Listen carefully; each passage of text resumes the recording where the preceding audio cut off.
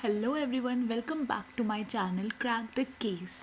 So, first session में हमने पढ़ा था nature and significance of business, nature and significance of management में introduction, meaning and concept, definition and difference between effectiveness and efficiency. तो आज हम एक क्विक रिवीजन करेंगे उन पुराने कंसेप्ट्स का जो हमने पढ़ा था लास्ट सेशन में, और फिर हम लोग आगे बढ़ते हैं. So let's get into the video.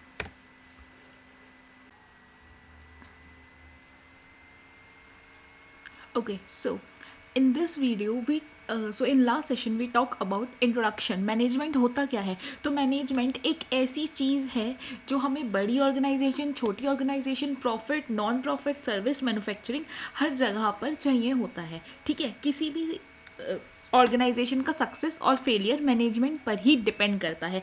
ये था मैनेजमेंट का इंट्रोडक्शन. अब देखते हैं मीनिंग एंड कंसेप्ट क्या है मैनेजमेंट का. तो मैनेजमेंट एक प्रोसेस है, ठीक है, जहाँ पर हम काम कर सकते हैं इफ़ेक्टिवली और एफिशिएंटली अपने गोल्स को अचीव करने के लिए. ठीक है. Next is definition. Taylor F.W. Taylor के अकॉर्डिंग मैनेजमेंट एक कोऑर्डिनेशन है रिसोर्सेज का, जो हम एक प्रोसेस के थ्रू अचीव करते हैं. और वो प्रोसेस क्या है? Planning, organising, directing, controlling. Okay. Next is difference between effectiveness and efficiency. Okay, मैं बार बार कह रही हूँ, मैंने लास्ट सेशन में भी कहा था, this topic is very important, that is different between effectiveness and efficiency. Okay, effectiveness क्या होता है? जब हमें कोई भी सही काम करना होता है सही टाइम पर, लेकिन हम उस काम के लिए कॉस्ट को इग्नोर कर देते हैं. और एफिशिएंसी क्या होता है? जब हमें कोई भी काम करना है, सही काम करना है, सही टाइम पर करना है और विद इन द कॉस्ट करना है. इसी के बेसिस पे मैंने एक एग्जाम्पल दिया था आप लोगों को, जिसमें हमने ये पढ़ा था, the above two terms can be explain by an example.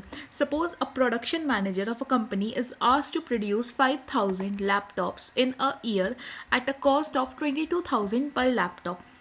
मैंने एक प्रोडक्शन मैनेजर को कहा कि आपको 5,000 लैपटॉप्स मुझे बनाकर देने हैं एक साल में, जहाँ पे पर लैपटॉप की कॉस्ट 22,000 की ही आनी चाहिए. ठीक है. अब उन्होंने काम करा, उन्होंने इस टारगेट को अचीव करने के लिए डबल शिफ्ट्स में काम करना शुरू करा, लेकिन पावर फेलियर हो गया. ठीक है. तो अब उन्होंने एक साल में मुझे 5,000 लैपटॉप्स तो बना कर दे दिए, लेकिन एक लैपटॉप की कॉस्ट आई 22,200 रुपये. ठीक है. जहाँ पे मेरी एक लैपटॉप की कॉस्ट आनी थी 22,000, ठीक है, वहाँ पे मेरी एक लैपटॉप की कॉस्ट आई है 22,200 रुपये. ठीक है. तो अब हम इस केस में हम कह सकते हैं कि मैनेजर जो है वो इफ़ेक्टिव है लेकिन एफिशिएंट नहीं है. अब वो इफ़ेक्टिव क्यों है? क्योंकि उसने मुझे 5,000 लैपटॉप्स एक साल में बनाकर दे दिए. ठीक है. और वो एफिशिएंट क्यों नहीं है? क्योंकि जहाँ पर लैपटॉप की कॉस्ट आनी चाहिए थी 22,000 रुपये, वहाँ पर मेरे लैपटॉप की कॉस्ट आ गई 22,200 रुपये. ठीक है. So now this is the main difference between effectiveness and efficiency.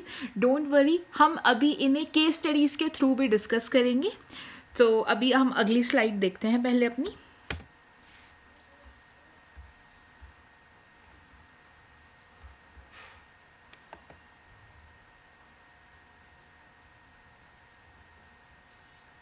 Okay, so next are important topic is characteristics and features of management.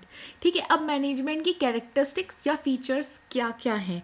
ठीक है. मैं एक बात आप सब लोगों को बताना चाहती हूँ कि बीएसटी का जो आपका एग्ज़ाम होगा, उसमें आप जो भी क्वेश्चन लिखेंगे, जिस भी क्वेश्चन का आप आंसर करेंगे, प्लीज़ हेडिंग्स बनाकर लिखना. टीचर्स अंदर के कंटेंट को कम देखते हैं, लेकिन उनका जो मेन फोकस रहता है वो हेडिंग्स ही रहती हैं. वो हेडिंग्स के थ्रू ही आपके आंसर्स को चेक कर देते हैं. ठीक है.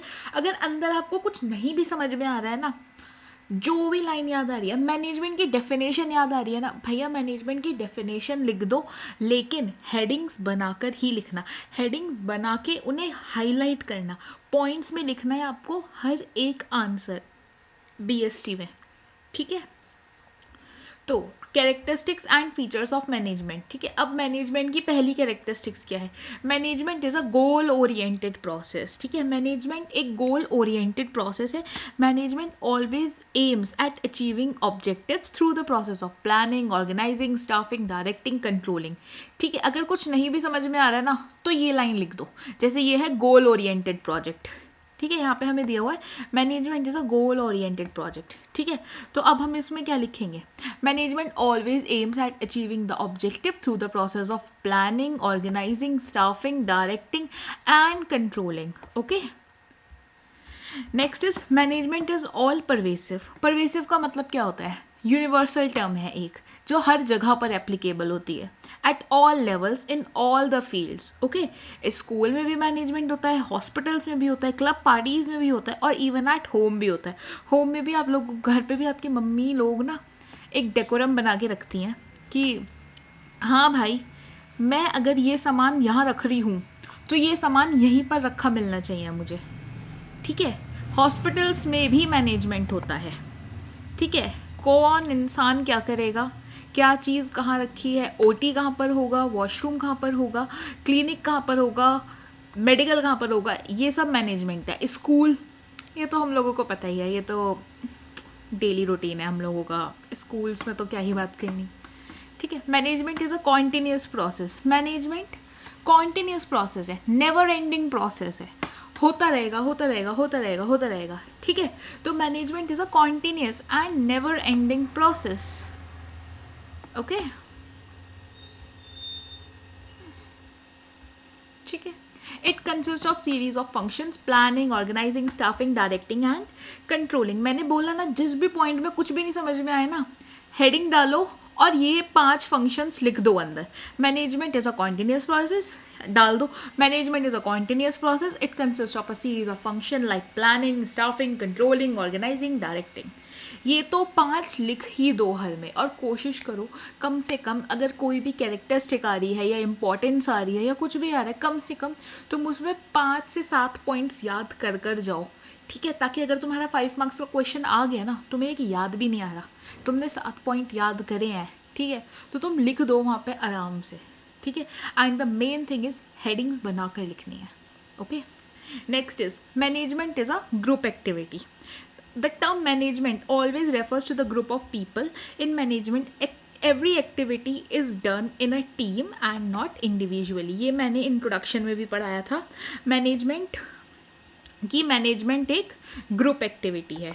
ठीक है, in management every activity is done as a team and not individually. जो भी काम होगा वो टीम में होगा, इंडिविजुअली मैनेजमेंट में कोई काम नहीं होता। ठीक है, तो ये तो हमारी 4 कैरेक्टरिस्टिक्स हो गई। Next is management is an intangible force. Management हो रहा है लेकिन आप मैनेजमेंट को देख नहीं सकते। ठीक है, आपने किसी को कहा कि भाई ये चीज़ मैनेज कर दे, ठीक है, तो आप देख नहीं सकते, लेकिन मैनेजमेंट हो रहा है, मैनेजमेंट बैकग्राउंड में काम कर रहा है। ठीक है, management function can not be seen but its existence can be felt when targets are achieved according to the plan and employees are happy and satisfied. Okay, management जो फंक्शंस होते हैं वो हम कभी भी सी नहीं, हम कभी भी देख नहीं सकते, लेकिन हाँ उन्हें हम, उनकी जो एग्जिस्टेंस है उन्हें हम फील कर सकते हैं। कब फील कर सकते हैं, जब हमारा टारगेट अचीव हो जाएगा। Okay, according to plan and employees are happy and satisfied. ठीक है, मैंने कुछ काम कर दिया, मेरा एम्प्लॉयर अभी सेटिस्फाइड है, हाँ तो मुझे पता है, ठीक है भाई, मैनेजमेंट का मेरा जो ये वाला क्राइटेरिया है ये पूरा हो गया। ठीक है, management is a dynamic process. Dynamic means flexible process है, चेंजेस आराम से हम कर सकते हैं मैनेजमेंट में। Okay, management is a dynamic function, it has to change. क्या हो रहा है मेरे लैपटॉप में आज? It has to change itself according to the current environments for getting success. ठीक है, इसे अपने आप को चेंज करना पड़ेगा टाइम टू टाइम सक्सेस के लिए। Okay, management should keep a close I on social, economical, technical and political environment.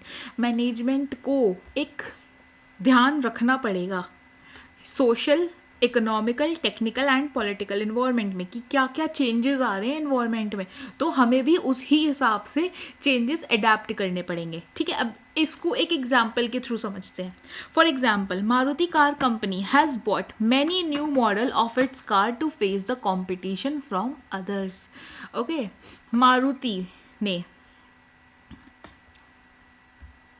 Maruti car company has bought many new models of the car of its car to face competition, ठीक है, from others. Maruti ने भी time के according नई नई cars launch करनी शुरू कर ली हैं अपने कॉम्पिटिटर्स से compete करने के लिए। ओके, सो मतलब मारुति ने भी चेंजेस करे। मारुति ने अपना social environment, economical environment, technical environment, political environment, इन सबको चेंज करा, ठीक है।